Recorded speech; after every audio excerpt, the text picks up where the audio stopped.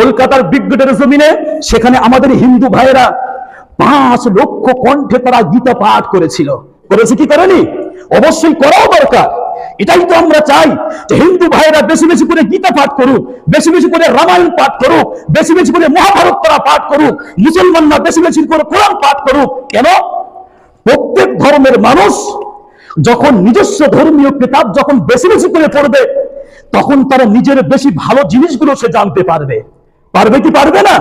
আমি এটাই তো পশ্চিমবঙ্গের ঐতিহ্য, এটাই তো মাগরিবে বাংলার ঐতিহ্য, যে একই সময়ে মসজিদ থেকে যখন আজানের ধ্বনি উঠবে, হিন্দু ভাইরাও শুনবে, শুনে কি শুনে না?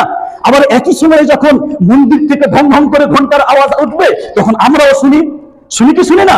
এটাই তো হলো এমন করে আমাদের পশ্চিম বাংলার ঐতিহ্য। কিন্তু 7 ডিসেম্বর কলকাতার বিগ গেটের জমিনে যখন 5 লক্ষ কণ্ঠে গীতা পাঠ করা হলো, তখন বাইরে থেকে একজন গেরুয়া বসুন্ধরা একজন সাধু বাবা